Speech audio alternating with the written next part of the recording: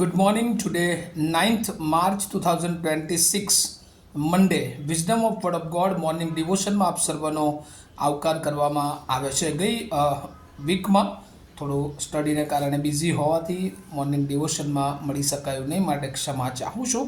પણ આજે સવારે ફરી એકવાર નીતિવચનોના પુસ્તક એનો 16મો અધ્યાય ને એની 5મી કલમ પર આપણે ટૂંકું મનન કરવા માગીએ છીએ. અને પ્રભુનું વચન આ પ્રમાણે કહે છે, દરેક અભિમાની અંતઃકરણવાળાથી યહોવા કંટાળે છે. હું કોલ આપીને કહું છું કે તેઓ શિક્ષા પામ્યા વગર રહેશે નહીં. NIV બાઇબલ પ્રમાણે Proverbs chapter 16 verse 5, the Lord detest all the proud of heart, be sure of this, they will not go unpunish. અને આ પ્રભુનું વચન છે. અને એટલે આજે સવારે જ્યારે આપણે જોઈએ છીએ પ્રભુના વચનોમાંથી, ત્યારે જો એને થીમમાં કેવું હોય તો પ્રાઇડ એન્ડ ઇટ્સ ફોલ, એટલે કે અભિમાન અને તેમાં આવતી નિષ્ફળતા. આ બાબતો બહુ અગત્યની છે. ઘણી બધી વાર પ્રભુ આપણને આશીર્વાદો આપે છે, આપણને જવાબદારીઓ સોંપે છે, આપણને જ્ઞાન આપે છે, પણ જ્યારે આપણે એમાં અભિમાન કરીએ છીએ ત્યારે અભિમાન એ દેવને ગમતું નથી, અથવા તો અભિમાન અને દેવ એ ધિક્કારે છે. જ્યારે માણસના જીવનમાં અભિમાન એન્ટર થાય છે ત્યારે એની પડતી થાય છે. અને બાઇબલમાં એવા ઘણા બધા ઉદાહરણો આપણે જોઈએ છીએ કે જેઓને ઈશ્વરે પસંદ કર્યા, પણ જો તેઓ ઈશ્વરથી ચલિત થયા તો ઈશ્વરે તેઓને નાપસંદ કર્યા છે. અને એવું એક ઉદાહરણ જો આપણે જોઈએ તો બીજો કાળ વૃત્તાંત અને એનો 26મો અધ્યાય અને એની 16મી કલમ. પણ એ પહેલાં આપણે પ્રભુના એક મહાન રાજાની વાત એ જોઈએ છે. અને ત્યાં 26મો અધ્યાયની પહેલી કલમ જોઈએ તો ત્યાં લખ્યું છે, યહૂદીયાના સર્વ લોકોએ ઉજિયા કે જે 16 વર્ષનો હતો તેને તેના પિતાએ અમાસ્યાની જગ્યાએ રાજા ઠરાવ્યો. અને ત્યાં લખ્યું છે કે જે ઉઝિયા હતો એ 16 વર્ષનો હતો. ત્યારે કદાચ એની પાસે પૂરતી સમજણ નહીં હોય, પૂરતું જ્ઞાન નહીં હોય, પણ ત્યારે ઈશ્વરે કહે છે કે એને રાજા ઠરાવ્યો. ત્યાર પછી લખ્યું છે કે અમાસ્યા રાજા પોતાના પિત્રોની સાથે ઊંઘી ગયો. ત્યાર પછી ઉઝિયાએ એલોત બાંધીને પાછું યહૂદિયાને સ્વાધીન કર્યું. તે રાજા થયો ત્યારે તે 16 વર્ષનો હતો. તેણે યરૂશાલેમમાં 52 વર્ષ સુધી રાજ કર્યું. અને કેટલી મોટી પ્રભુએ જવાબદારી અને કેટલા લાંબા સમય સુધી 16 વર્ષથી 52 વર્ષ સુધી એણે રાજ કર્યું. અને ત્યાં લખ્યું છે, જખારિયા જેણે તેને ધર્મનું શિક્ષણ આપ્યું હતું તેની હયાતીમાં દેવની ઉપાસના કરતો હતો. અને જ્યાં સુધી તેણે યહોવાની ઉપાસના કરી ત્યાં સુધી દેવે તેને આપદાની આપી. અને એટલે જ્યાં સુધી ઈશ્વરની ઈચ્છામાં ચાલ્યો, ઈશ્વરની આરાધના કરી, ઉપાસના કરી, ઈશ્વરના ભય, બીક, નમ્રતામાં ચાલ્યો, ત્યાં સુધી ઈશ્વરે એને આશીર્વાદ આપ્યો. અને એ જ 26મા અધ્યાયની બીજો કાળ વૃત્તાંત 26મો અધ્યાય અને 16મી કલમ, સેકન્ડ ક્રોનિકલ્સ ચેપ્ટર 26 વર્સ 16, 16મી કલમમાં આ પ્રમાણે લખવામાં આવ્યું, પણ જ્યારે તે બળવાન થયો ત્યારે તેનું અંતઃકરણ ઉન્મત્ત થયું, તેથી તેનો નાશ થયો. તેણે પોતાના દેવ યહોવાની આજ્ઞાનું ઉલ્લંઘન કર્યું. પણ કહે છે જ્યારે એ બળવાન થયો એનામાં એવું લાગ્યું કે હવે મારા જેવો કોઈ રાજા નહીં. અને ત્યારે એનું જે અંતઃકરણ એ ઉન્મત્ત અથવા અભિમાની થયું.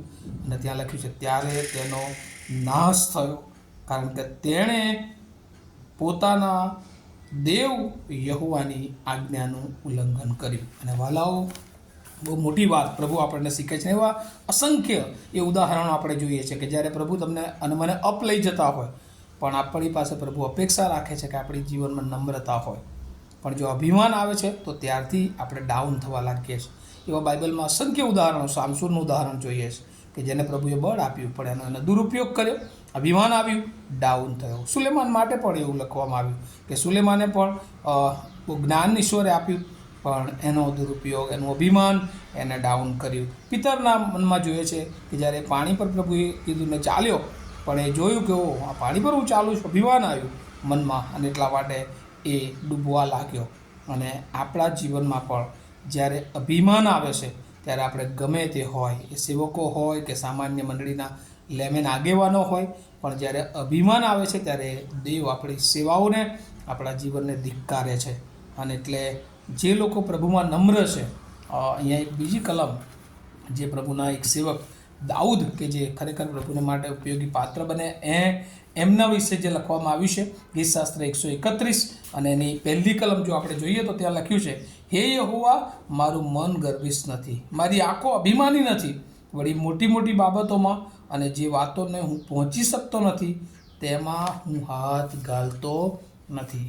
આ વલાવ દાઉદની કમિટમેન્ટ હતું કે પ્રભુ, હું અભિમાન કે ગર્વિષ્ઠ બનીશ નહીં, હું કરીશ નહીં, મોટી મોટી બાબતોમાં હું મારું ધ્યાન લગાવીશ નહીં. અને આજે આપણને પ્રભુ આજે સવારે કહે છે કે જો આપણને ઈશ્વરે જ્ઞાન આપ્યું છે, બુદ્ધિ આપી છે, આવડત આપી છે, સારી નોકરીઓ આપી છે, સેવાની બહુ ઉચ્ચ જગ્યાઓએ પ્રભુએ મૂક્યા છે, પ્રભુનો આભાર માનીએ છીએ.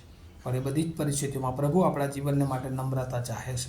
અને જો આપણે નમ્રતાપૂર્વક એ પ્રભુની સેવા કરીએ છીએ, પ્રભુને ઉપયોગી બનીએ છીએ, પ્રભુના સાચા આરાધક બનીએ છીએ, પ્રભુની આધીનતામાં જીવન જીવીએ છીએ, તો પ્રભુ એ આપણને આશીર્વાદિત કરે છે અને પ્રભુ હંમેશા આપણને સફળ કરે છે. પણ જો આપણામાં અભિમાન આવી જાય છે કે હું કંઈક છું, એ દિવસથી ઈશ્વર એ આપણને પસંદ કરતા નથી.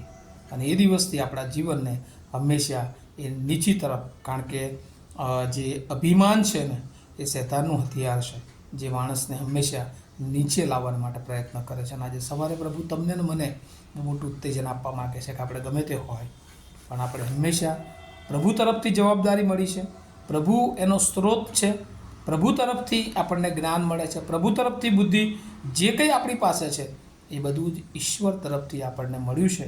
ત્યારે આપણે હંમેશા એ પ્રભુને આગળ નમ્ર બનીએ અને પ્રભુને આધીન રહીએ, પ્રભુની ઈચ્છાને યોજનામાં જીવન જીવીએ, અને તો જ આપણા જીવનમાં આપણે અપ થઈ શકીએ છીએ.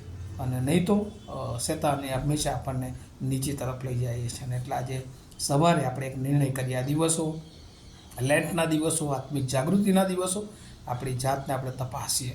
પ્રભુ ઈસુ ખ્રિસ્ત કે જે દેવોનો દેવ, રાજાનો રાજા, પ્રભુઓના પ્રભુ હતા, છતાં પોતાને માણસ બનાવીને નમ્ર કર્યો. આપણે કોણ છીએ? આપણે માણસ છીએ. આ પૃથ્વી પર આપણું જીવન ક્યારે પૂરું થાય આપણે જાણતા નથી. તો શા માટે અભિમાન? ઈશ્વર એક એક દિવસનો આશીર્વાદ આપે છે, ત્યારે આપણા જીવનને આપણે નમ્ર કરીએ અને આપણે પ્રભુની સેવાને માટે આપણે પોતાની જાતને ઊંચી ન કરતા પ્રભુને માન, મહિમા અને ગૌરવ આપનારા બનીએ. આવો આપણે પ્રાર્થના કરીએ. અમારા જીવંત અને દયાળુ ઈશ્વર, આજે સવારે તમે અમને નમ્રતા કે જે પ્રભુ ઈસુ ખ્રિસ્તે નમૂનો આપ્યો, ઘણા બધા સેવકોના અમે જીવનમાં જોઈએ છે જેઓ નમ્ર રહ્યા. પ્રભુ એમને તમે આશીર્વાદિત કર્યા, એમને ઉપયોગી પાત્ર બનાવ્યા. જેઓએ અભિમાન કર્યું, પ્રભુ ઘણું બધું હોવા છતાં પણ તેઓ નિષ્ફળ રહ્યા. ત્યારે પ્રભુ આજે સવારે આ વિચારો, આ વચનો સમજવાને માટે અને એ પ્રમાણે જીવન જીવવાને માટે અમને તૈયાર કરો, એવી કૃપા માગતા અમારી પ્રાર્થના ઈસુ પ્રભુના નામમાં સાંભળો અને તેનો સ્વીકાર કરો. આમીન. Have a nice day to all of you. Thank you.